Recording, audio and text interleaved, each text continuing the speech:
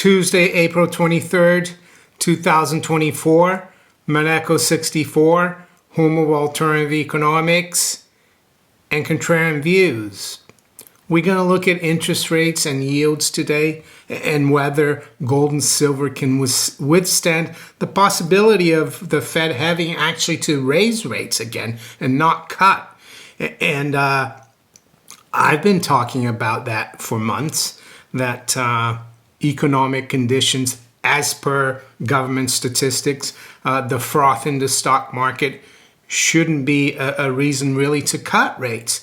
And I've always said that the markets and investors, speculators, they're addicted to cheap money and they need the hit. But now people are starting to change their minds. And we're going to look back at history to see what I think could happen to gold and silver in this instance. Before I do, though, I like to wish all my viewers in England a happy St. George's Day, April 23rd. St. George, of course, is the patron saint of England. And just to show you how important, in my opinion, it is to have real money, i.e. gold and silver coinage, instead of paper and digits, I wanted to show you a couple of coins. The first one is an 1819 crown, which is a quarter of a pound. A pound, of course, is a gold sovereign, which is 0.2354 of a troy ounce. So here it is, 1819 crown, which was the equivalent of 60 pence. And there's 240 pence to the pound. So that's why it's a quarter of a pound. So you've got here St. George on his horse slaying the dragon. And it says, Honi soit qui mal y pense, which is the French for evil on those who think of evil, of doing evil. That's the motto. And of course, we've got King George III on the obverse.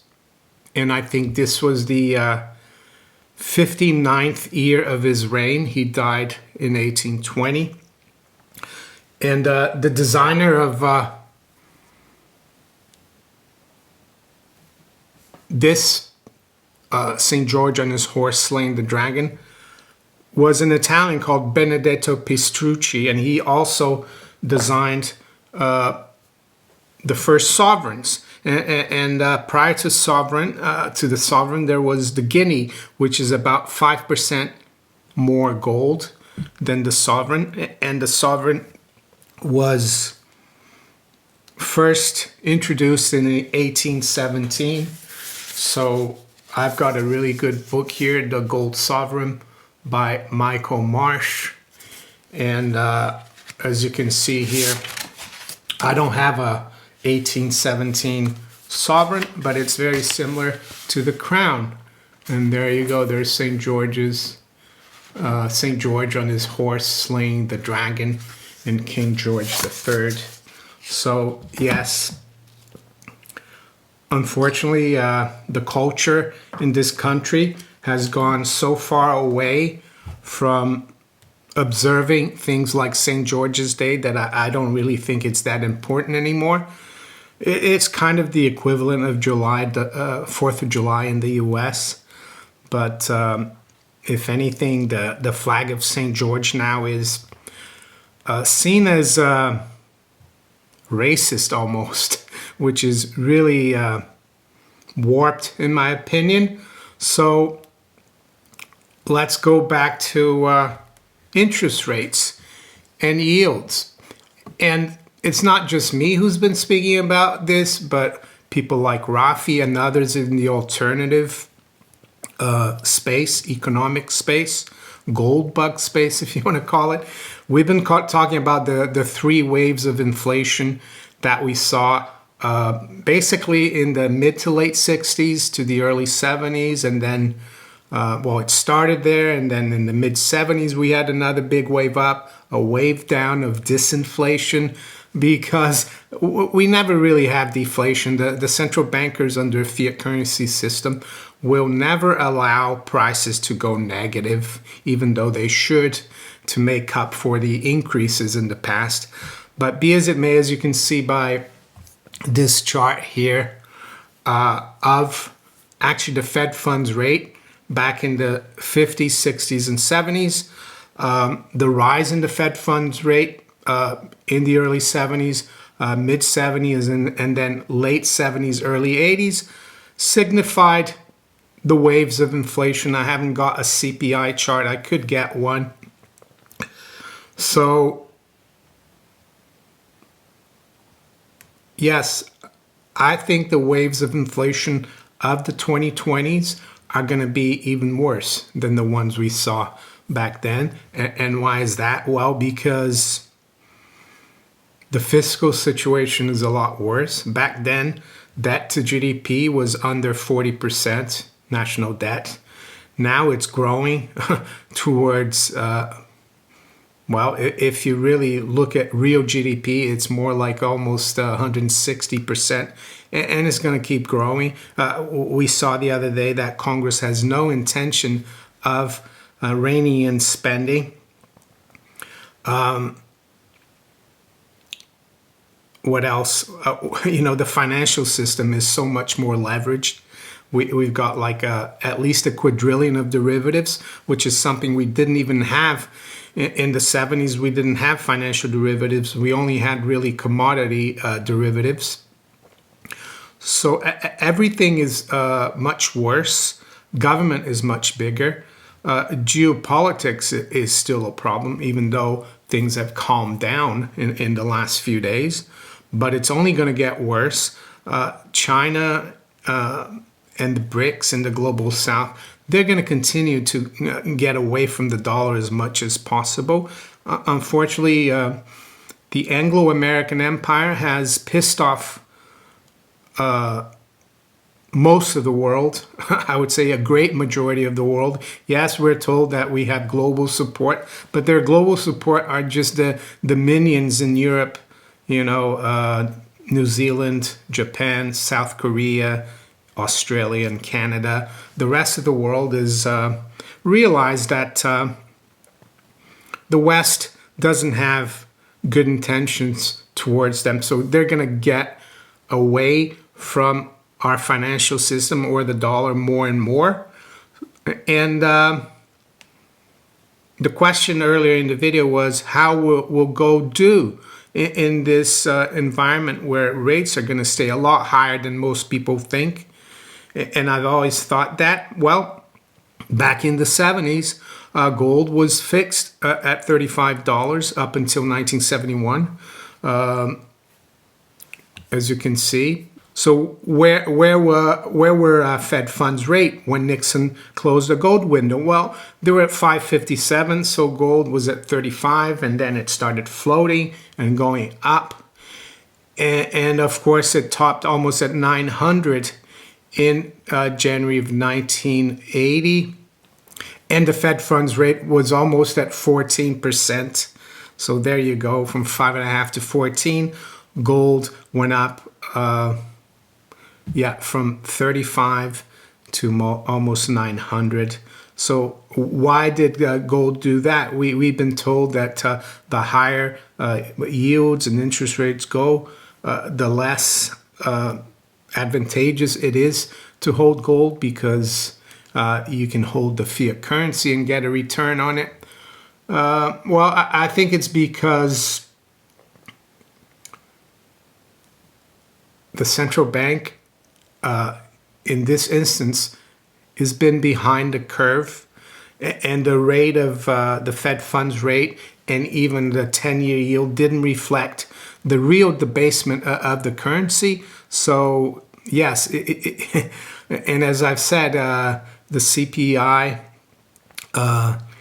doesn't really reflect the debasement of the currency. It is a basket of goods and services that even then probably the government was trying to keep down. So yeah, gold basically exposes the lies of the monetary and fiscal managers, and that's why gold did well. And in a bear market in bonds and a bull market in yields, which is really bad, the value of stocks and bonds stays under pressure because liquidity gets drained. The rate of discounting, future flows of cash that value stocks and bonds goes higher, and so the present value of all these stocks and bonds goes down. So people try to find alternatives. They go into hard assets, into commodities, into gold and silver. And I think we're seeing the same thing today. I saw an article here this morning in the FT. Investors price in growing chance of another Federal Reserve interest rate rise. While base case remains reduction in borrowing costs, options market shows a 20% probability of increase. And 3 or 4 or 5 months ago, you would never have seen something like that, even though people like me and others were warning that they should really be raising rates. And they're going to drag their feet. And that's why I think gold and silver, even though we've seen a little bit of a correction in the last 24 hours, I would take that correction as a temporary sale. And if you like an asset, what better way to get some more when there's a sale?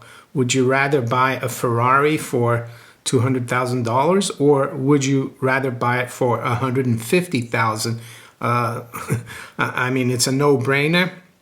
Nothing's changed for the fundamentals of precious metals or commodities, for that matter, in the last 24 hours. If anything, it's gotten worse. We see now that there's no leadership in Congress to rein in spending.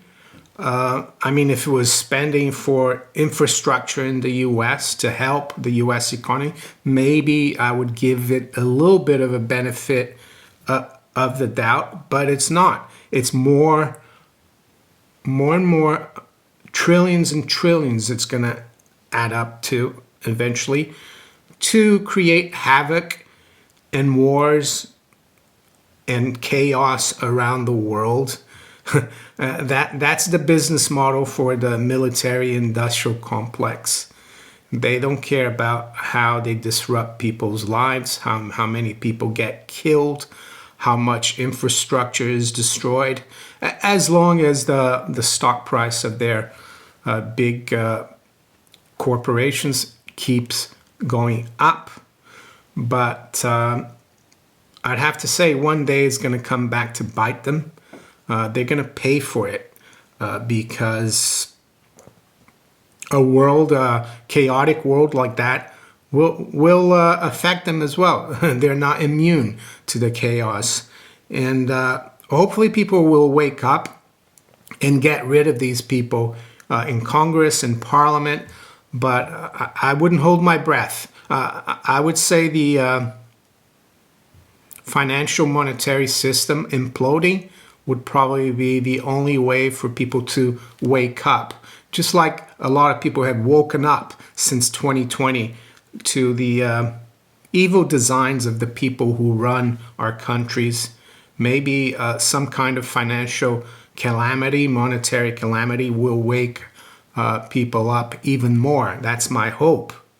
And in the meantime, I'm going to keep trying to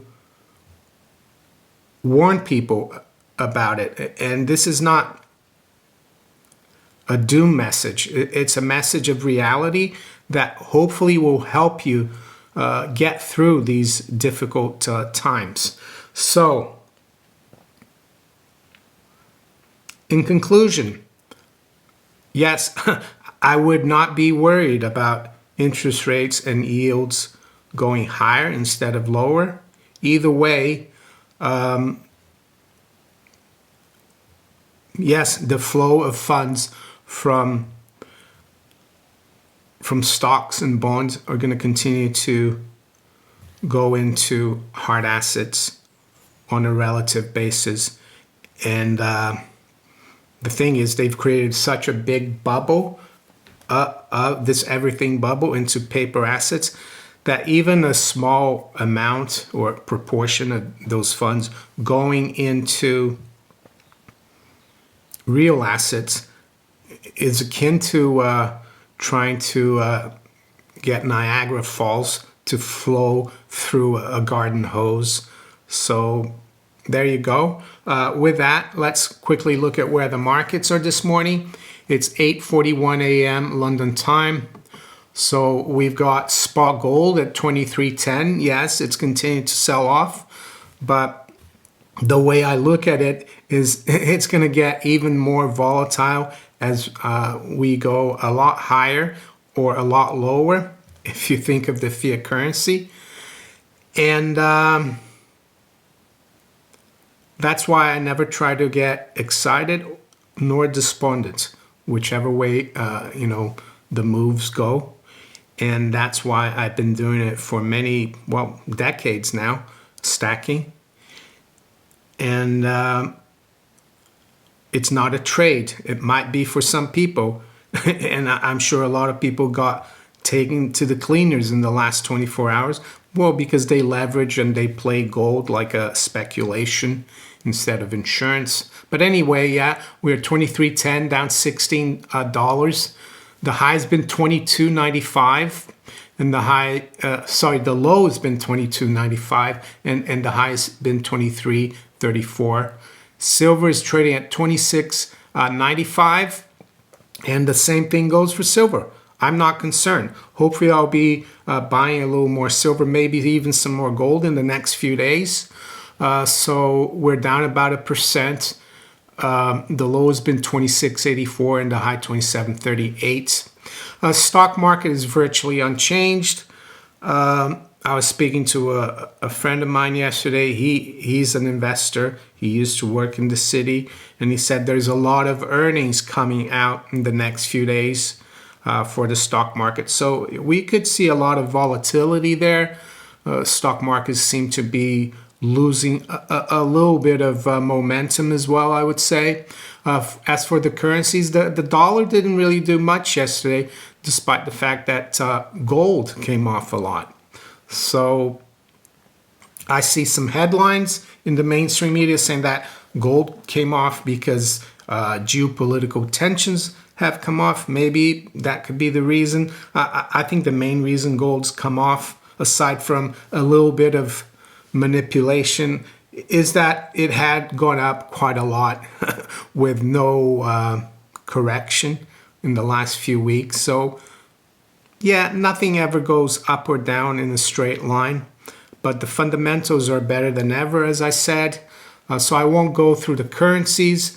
The commodities, we got WTI crude up 0.5% at 82.35. We got Brent up 0.5% at 86.70. Copper is still pretty firm, but despite that, it's down 1.3% at 4.44.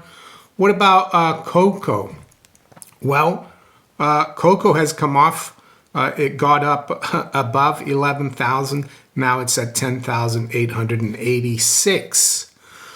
What about the bond market? Well, the 10-year yield is pretty steady. It's at 4.63. The 2-year is just below 5%. And the article I read, or I told you about, the fact that investors are expecting maybe a rise in rates in the next 12 months, mentioned the 2-year as a signal for that, the fact that it went to 501 yesterday. So keep an eye on the 2-year yield as well as a proxy for maybe where investors see rates going. Right now, rates are, they're just above 5%, the Fed funds rate. But if the 2-year starts going up, it means that we might see a possibility that the Fed might raise rates. So with that, I'm going to wish you all a very good day. Take care. Bye.